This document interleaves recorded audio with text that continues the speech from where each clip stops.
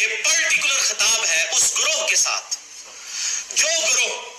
قیامت تک شرک سے محفوظ رہے گا. اس زمانے میں وہ گروہ صحابہ کرام پر مشتمل تھا اور پھر قیامت تک انہی کے پیٹرن پر مان علی و اصحابی کے تحت ایک گروہ شرک سے محفوظ رہے گا. مرزا جیلمی نے اپنے لیکچر میں بھی اور اپنے ریسرچ پیپر نمبر 3 کے پیج نمبر 8 پر دونوں جگہ ایک ہی بات کی ہے، اور وہ بات یہ ہے، یہ ریسرچ پیپر نمبر 3 ہے، دعا صرف اللہ ہی سے، اس کا پیج نمبر 8 کہ امت محمدیہ صلی اللہ علیہ وآلہ وسلم کا صرف ایک گروہ ہی شرک سے محفوظ رہے گا. یعنی مرزا صاحب کا جو فرقہ ہے اس فرقے کے علاوہ باقی ساری امت جو ہے وہ شرک میں مبتلا ہو جائے گی، اور صرف ایک گروہ ایک فرقہ جو ہے وہ شرک سے محفوظ رہے گا. اور یہ بات مرزا نے اپنے مجدد ابن عبدالوہاب نجدی اور نجدی علماء کی اتباع میں کی ہے. وہی بولی جو نجدی علماء بولتے ہیں، مرزا نے ان کی اتباع میں یہ بولی ہے. حالانکہ یہ جو اس نے دعویٰ کیا ہے نہ قرآن کی کسی آیت کا مفہوم ہے اور نہ ہی کسی حدیث کا مفہوم ہے. یعنی ایک طرف پوری امت ہے اور ایک طرف ایک گروہ ہے، صرف ایک گروہ شرک سے محفوظ رہے گا، باقی ساری امت جو ہے وہ شرک میں مبتلا ہو جائے گی العیاذ باللہ تعالی. کسی آیت اور کسی حدیث کا یہ مفہوم نہیں ہے. یہ بولی نجدی علماء بولتے تھے، ان کی اتباع میں مرزا نے یہ بات کی ہے. ان کے چند حوالے میں انشاءاللہ پہلے پیش کروں گا نجدی علماء کے کہ جو بولی وہ بولتے ہیں، اپنے فرقے کے علاوہ اپنی فکر کے علاوہ باقی سب کو مشرک سمجھتے ہیں، باقی سب کو کہتے ہیں کہ شرک میں گرفتار ہیں. اگر اصل توحید پر قائم ہے تو ہم قائم ہیں. ان کے چند حوالے پھر اس کے بعد انشاءاللہ مرزا نے جو روایات نقل کی ہیں ان کا صحیح جو مفہوم ہے انشاءاللہ احادیث کی روشنی میں اور محدثین اور ائمہ کی آراء کی روشنی میں انشاءاللہ پیش کریں گے. اب امت کو مشرک قرار دینے کا کس قدر ان کو شوق ہے اور کس قدر ان کو جنون ہے کہ اپنے علاوہ ساری امت کو یہ مشرک اور کافر قرار دیتے ہیں. ایک حوالہ پیش کروں گا اسماعیل دہلوی کا. یہ کتاب ہے تقویۃ الایمان اسماعیل دہلوی کی. اسماعیل دہلوی اس کتاب کے صفحہ نمبر 24 پر لکھتے ہیں کہ امت میں شرک بہت پھیل چکا ہے اور اصل توحید نایاب ہے. اصل توحید یعنی بہت کم ملتی ہے، باقی سے ہر طرف شرک ہی شرک پھیلا ہوا ہے. اور یہی بات جو ہے وہ ابن عبدالوہاب نجدی اپنی کتابوں میں یہی بات کرتا ہے کہ امت جو ہے وہ مشرک ہو چکی ہے، امت شرک میں گرفتار ہو چکی ہے. یہ ابن عبدالوہاب نجدی کا تعارف کرواتے ہوئے ڈاکٹر محمد خلیل حراس اس کتاب وہابی تحریک کے جو ٹائٹل پیج کا بیک ہے اس پہ لکھتے ہیں وہابی تحریک 12ویں صدی ہجری کے آغاز میں جب سرزمین حرم شرک کی آلودگیوں سے داغدار ہو گئی. کون سی زمین؟ حرم کی زمین شرک کی آلودگیوں سے داغدار ہو گئی. کتاب و سنت کی جگہ خرافات اور رسوم جاہلیہ نے لے لی. ایک اللہ کی جگہ سینکڑوں معبود بنا لیے گئے. حرم کی زمین پر ایک اللہ کو چھوڑ کر نعوذ باللہ سینکڑوں معبود بنا لیے گئے. یہ زمانہ جاہلیت کی بات نہیں ہو رہی، یہ زمانہ اسلام کی بات ہو رہی ہے. اور یہ اس وقت کی بات ہو رہی ہے جس وقت حرمین طیبین میں با ادب حضور کے غلام اور سنی مسلمان موجود تھے. اس وقت کی بات ہو رہی ہے کہ ایک اللہ کی جگہ سینکڑوں معبود بنا لیے گئے. بیرونی استعمار کی دست درازیاں کعبۃ اللہ اور حرم نبوی صلی اللہ علیہ وآلہ وسلم تک دراز ہو گئیں، جبکہ توحید خالص اور پیغام محمد صلی اللہ علیہ وآلہ وسلم کے پاسبان غربت و ناتوانی کی زندگی بسر کرنے پر مجبور ہو چکے تھے. اور پھر آگے ابن عبدالوہاب نجدی کے تاریخ کا ذکر کیا. یہ ایک اور کتاب ہے اثر الدعوۃ السلفیہ فی توحید المملکۃ العربیہ السعودیہ. اس کے رائٹر ہیں حمود بن احمد الرحیلی الاستاذ بالجامعۃ الاسلامیہ فی المدینۃ المنورہ، مکتبۃ العلوم والحکم، صفحہ نمبر 23 پر حمود بن احمد الرحیلی ابن عبدالوہاب نجدی کا تعارف کرواتے ہوئے لکھتے ہیں کہ ابن عبدالوہاب نجدی کے آنے سے پہلے عرب کی سرزمین جو ہے اس کی حالت کیا تھی. لکھتے ہیں نشأ الامام العلامہ والداعیۃ المجدد شیخ الاسلام محمد بن عبد الوہاب بن سلیمان التمیمی فی القرن الثانی عشر فی زمان اشتدت فیہ غربت الاسلام، کہ ابن عبدالوہاب نجدی اس وقت 12ویں صدی میں پیدا ہوئے جب اسلام بالکل اجنبی ہو چکا تھا. وغلب علی اہلہ الجہل والبدع والخرافات، اور عرب کے وہاں رہنے والوں میں بدعات خرافات بہت عام ہو چکی تھی. اور اگلا جملہ دیکھیں، وَعِبَادَةُ الْأَنْبِيَاءِ وَالصَّالِحِينَ وَالْأَشْجَارِ وَالْأَحْجَارِ، اور وہاں کے رہنے والوں میں عام ہو چکا تھا کہ وہ نبیوں کی، صالحین کی، درختوں کی اور پتھروں کی پوجا کرتے تھے۔ نعوذ باللہ تعالی، العیاذ باللہ تعالی۔ یہ ان سنی مسلمانوں کے بارے میں کلیم کیا جا رہا ہے جو اس وقت حجاز مقدس اور عرب شریف اور حرمین طیبین میں موجود تھے۔ کہتے ہیں کہ اس وقت وہ نبیوں کی، درختوں کی، پتھروں کی اور صالحین کی عبادت اور پوجا کرتے تھے ابن عبداللہ حمنیدی کے دور میں۔ اور یہ ابن عبداللہ حمنیدی کے پوتے عبد الرحمن بن حسن بن محمد بن عبداللہ حمنیدی کی کتاب ہے فتح المجید شرح کتاب توحید، صفحہ نمبر 6 پر عبد الرحمن بن حسن لکھتا ہے کہ ابن عبداللہ حمنیدی نے آ کے کیا کیا، وَتَصَدَّى لِدَعْوَةِ أَهْلِ النَّجْدِ إِلَى التَّوْحِيدِ الَّذِي هُوَ أَسَاسُ الْإِسْلَامِ وَالْإِيمَانِ، کہ اہل نجد کو ابن عبداللہ حمنیدی نے توحید کی طرف بلایا جو کہ ایمان اور اسلام کی اساس ہے، اور منع کیا کس سے؟ وَنَهَاهُمْ عَنْ عِبَادَةِ الْأَشْجَارِ وَالْأَحْجَارِ وَالْقُبُورِ وَالتَّوَاغِيطِ وَالْأَوْثَانِ، ان کو منع کیا کہ وہ درختوں کی، پتھروں کی، قبروں کی اور شیاطین کی اور بتوں کی پوجا نہ کریں۔ وَعَنِ الْإِيمَانِ بِالسَّحْرَةِ وَالْمُنَجِّمِينَ وَالْكُهَانِ، اور جادوگروں اور نجومیوں اور کاہنوں پر ایمان نہ رکھیں،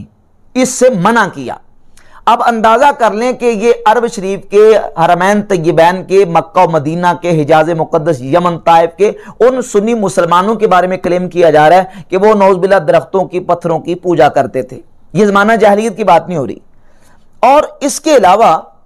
آپ دیکھیں کہ ابن عبداللہ حمنیدی کے علاوہ ان کی تحریک کے جو مین علماء بڑے بڑے، یہ مرزا کے ایک بابا جی ہیں ناصر الدین البانی۔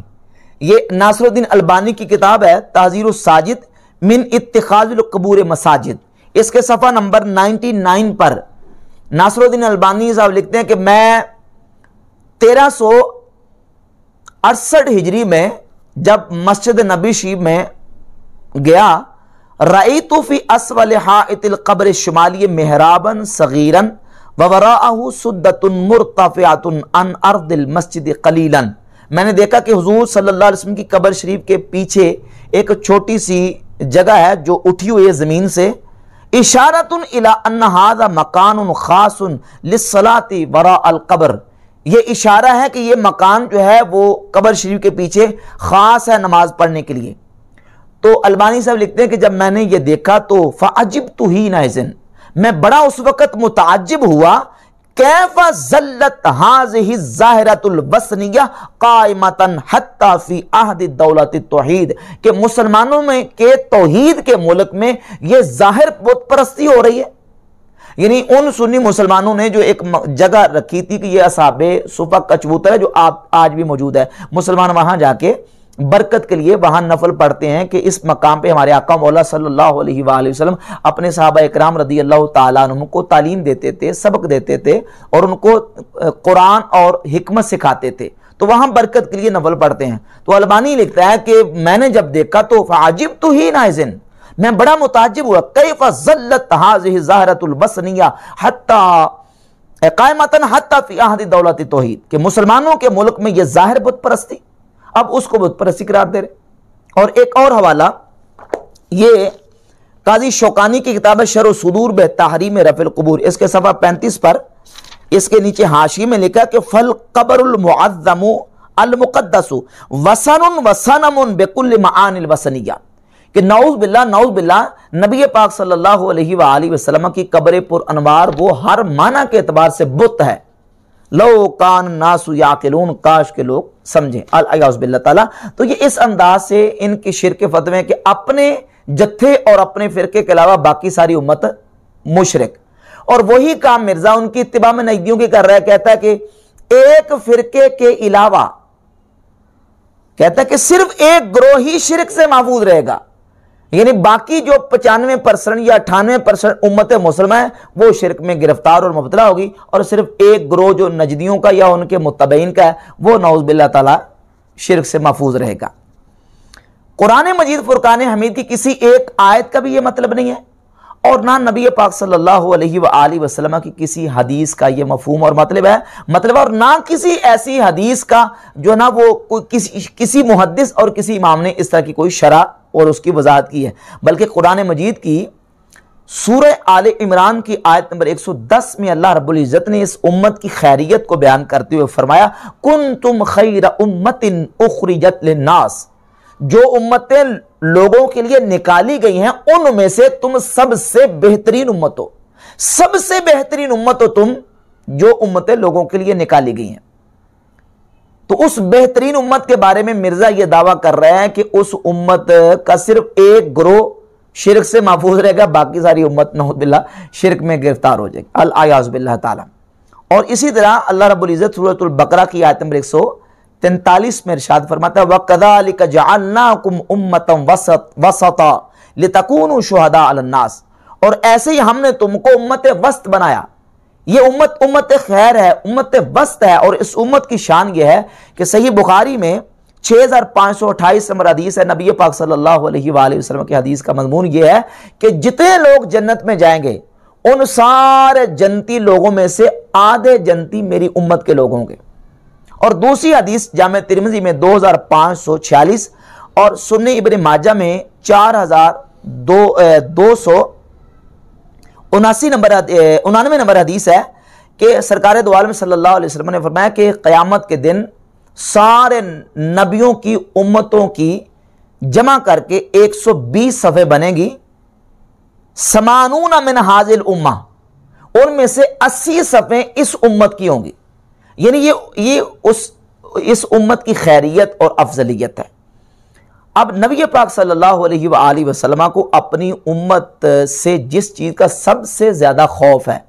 اگر امت نے نعوذ باللہ 95% یا 98% امت جو ہے وہ شرک میں مبتلا ہو جانی ہوتی اور امت شرک اکبر کی مرتکب ہو جانی ہوتی، اور امت پر حضور کو خوف ہوتا کہ یہ امت شرک اکبر کرے گی، شرک اعتقادی کرے گی، شرک جلی کرے گی، تو سرکار یہ فرماتے کہ مجھے سب سے زیادہ خوف یہ ہے کہ تم شرک کرنے لگ پڑو گے، تم درختوں کی، پتھروں کی، نبیوں کی، ولیوں کی قبروں کی عبادت کرنی شروع ہو جاؤ گے، نعوذ باللہ تعالیٰ۔ سرکار اس بات کا اظہار کرتے لیکن ایسا نہیں ہے، بلکہ نبی پاک صلی اللہ علیہ وآلہ وسلم نے فرمایا مشکات میں 5334 نمبر اور مسند احمد ابن حنبل میں 23119 نمبر حدیث ہے ان اخوف ما اخاف علیکم الشرک الاصغر، مجھے تم پر سب سے زیادہ جس چیز کا خوف ہے وہ شرک اصغر ہے۔ صحابہ کرام نے عرض کی وما الشرک الاصغر، حضور وہ شرک اصغر کیا ہے؟ تو نبی پاک صلی اللہ علیہ وسلم نے فرمایا الریا، ریاکاری، یعنی ریاکاری امت میں ہوگی اور امت کے لوگ کچھ ریاکاری کریں گے، سب سے زیادہ مجھے اس بات کا خوف ہے۔ اور اخوف جو ہے یہ اس میں تفضیل کا صیغہ ہے، سب سے زیادہ مجھے اس چیز کا خوف ہے۔ اگر نبی پاک صلی اللہ علیہ وآلہ وسلم کی امت نے شرک اکبر کا ارتکاب کرنا ہوتا تو حضور کو سب سے زیادہ اس چیز کا خوف ہوتا۔ اب دیکھیں ایک طرف شرک اکبر ہے اور ایک طرف ہے ریاکاری۔ اگر حضور کو شرک اکبر کا، شرک جلی کا خوف ہوتا تو سرکار اس کا ذکر کرتے، لیکن حضور نے اس کی نفی فرما دی۔ صحیح بخاری میں 1344 نمبر، 3596 نمبر،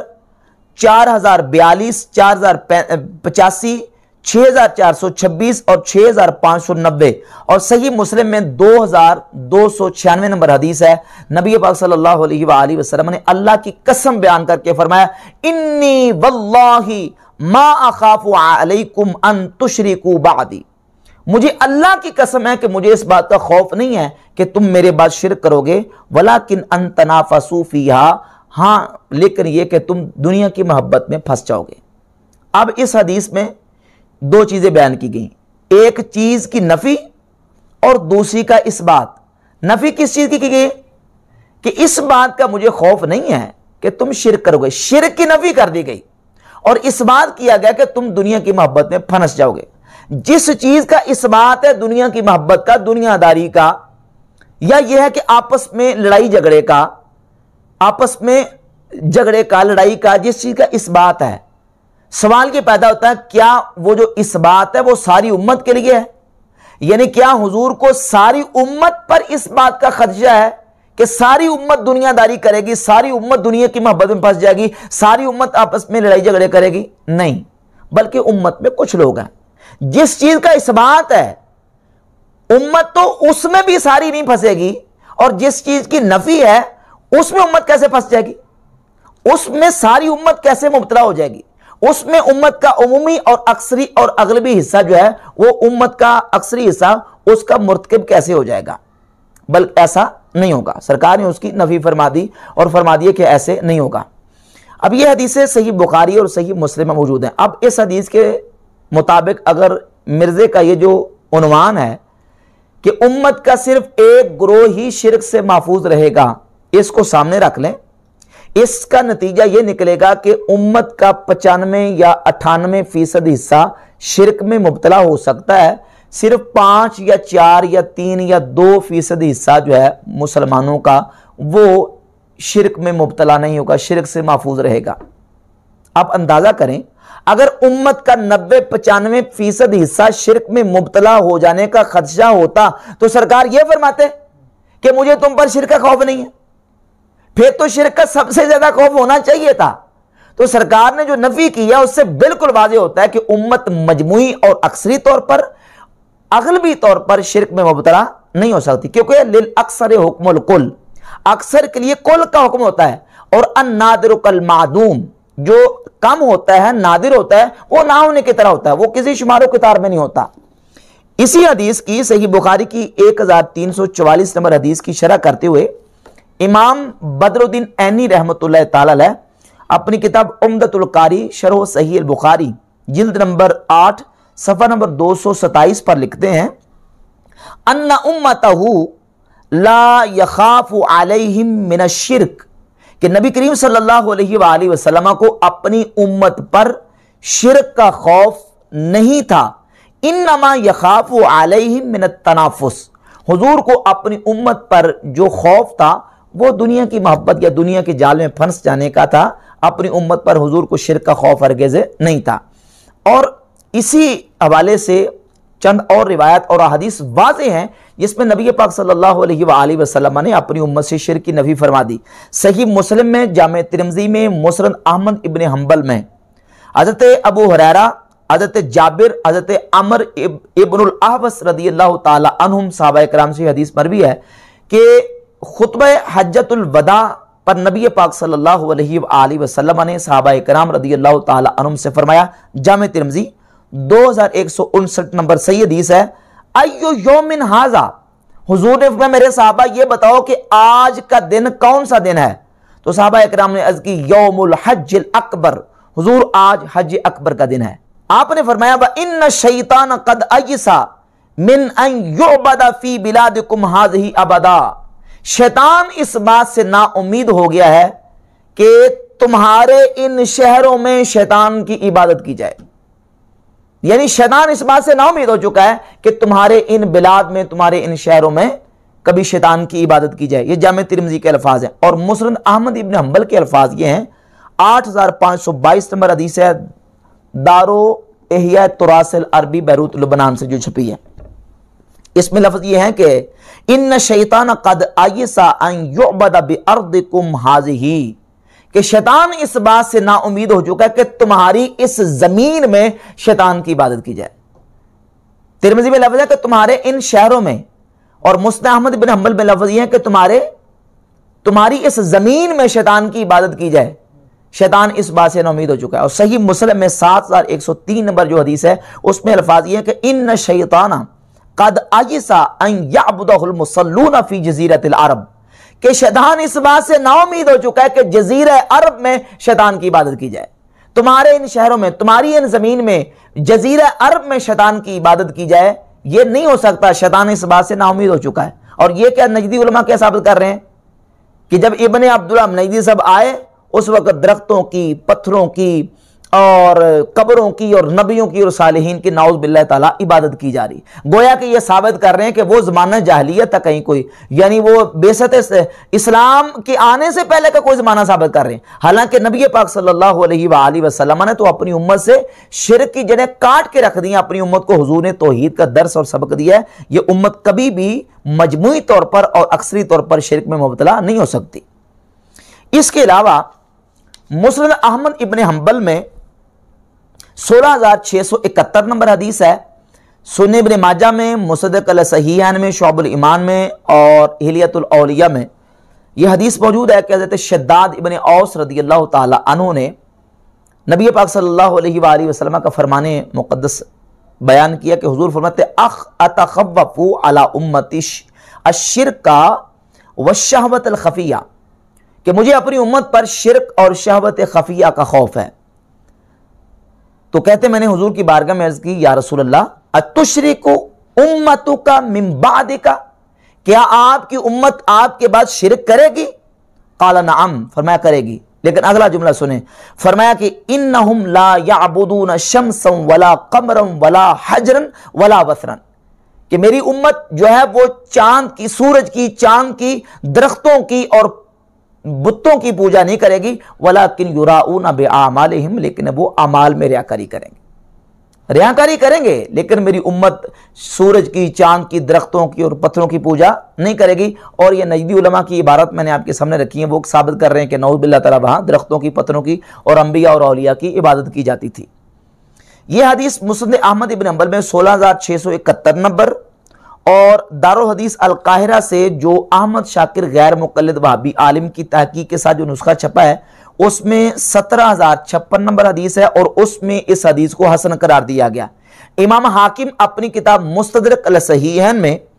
8,106 नंबर हदीस लेके और इमाम हाकिम ने इसी हदीस को हज़रत शद्दाद बिन औस वाली हदीस को सही करार दिया। इमाम बहकी शुअबुल ईमान में जिल्द 5 सफ़ा नंबर 333 पर 6,830 नंबर हदीस लेके आए। इमाम इब्न माजा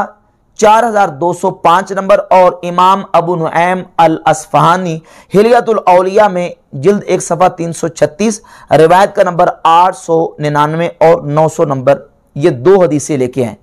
इसमें एक रावी है अब्दुल वाहिद बिन जैद।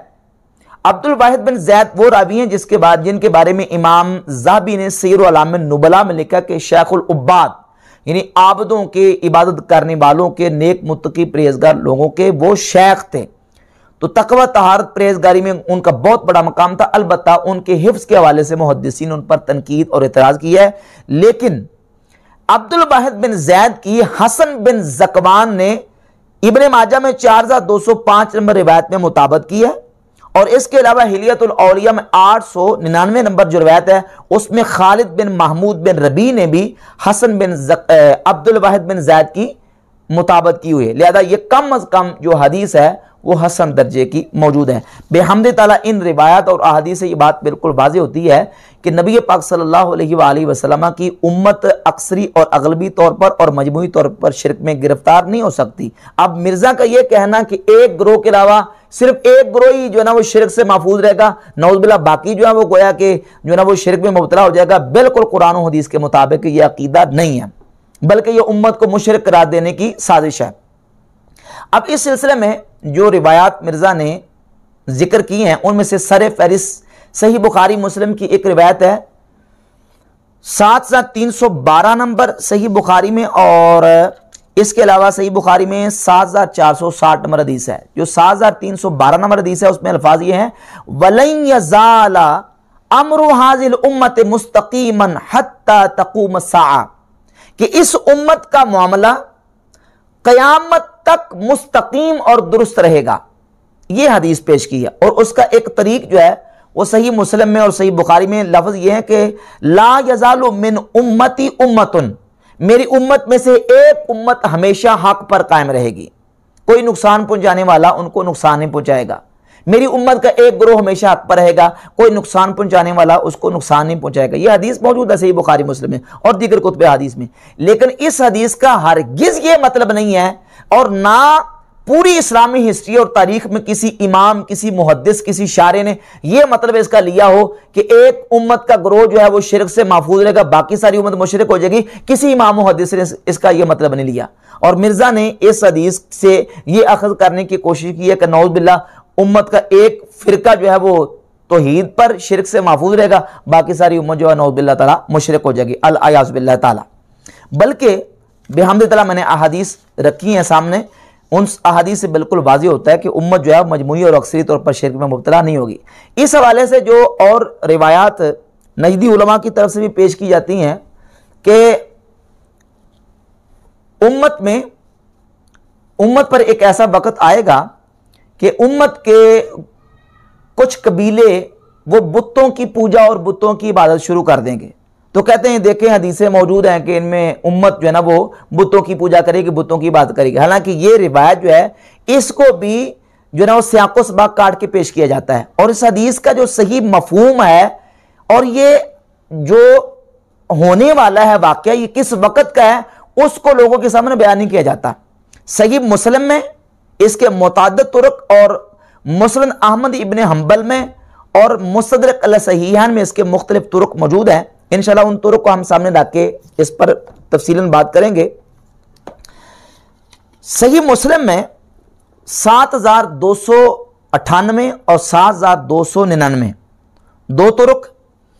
اور 7258 یہ طرق موجود ہیں کہ نبی پاک صلی اللہ علیہ وآلہ وسلم نے فرمایا لا تقوم الساعۃ حتی تضطرب الیات نساء دوس حول ذی الخلصۃ. قیامت اس وقت تک قائم نہیں ہوگی جب تک کہ قبیلہ دوس کی عورتیں اپنے بتوں کا طواف نہ کر لیں. حدیث کا مضمون یہ ہے کہ اپنے بتوں کا طواف نہ کریں قبیلہ دوس کی عورتیں, اس وقت تک قیامت قائم نہیں ہوگی. یہ حدیث موجود ہے. اسی بیان کی بنیاد پر ام المومنین سیدہ عائشہ صدیقہ رضی اللہ تعالی عنہا نے نبی پاک صلی اللہ علیہ وسلم کی بارگاہ اقدس میں عرض کی یا رسول اللہ میں تو یہ سمجھتی تھی کہ جب سے قرآن کی سورہ توبہ کی آیت نمبر 33 نازل ہوئی ہے وہ آیت یہ ہے هو الذی ارسل رسولہ بالہدی والدین الحق لیظہرہ علی الدین کلہ ولو کرہ المشرکون. جب سے یہ آیت نازل ہوئی ہے حضور میں یہ سمجھتی تھی کہ معاملہ ایسے ہی رہے گا, یعنی اسلام کی سربلندی ہمیشہ تک رہے گی. تو میں تو یہ سمجھتی تھی. تو نبی پاک صلی اللہ علیہ وسلم نے فرمایا کہ عائشہ انہو سیکون من ذالک ما شاء اللہ, جب تک اللہ چاہے گا معاملہ ایسے ہی رہے گا. ثم یبعث اللہ ریحا طیبہ, پھر اللہ ایک ایسی پاکیزہ ہوا بھیجے گا فتوفی کل من فی قلبہ مثقال حبۃ من خردل من ایمان, جس کہ دل میں رائی کے دانے کے برابر بھی ایمان ہوگا, وہ پاکیزہ ہوا اس کو فوت کر دے گی, اس کو مار دے گی, فوت کر دے گی. یعنی ہر مومن جس کے دل میں رائی کے دانے کے برابر بھی ایمان ہوگا اس ٹھنڈی اور پاکیزہ ہوا کے چلنے سے وہ دنیا سے انتقال کر جائے گا, فوت ہو جائے گا. فَيَبْقَى مَنْ لَا خَيْرَ فِيهِ,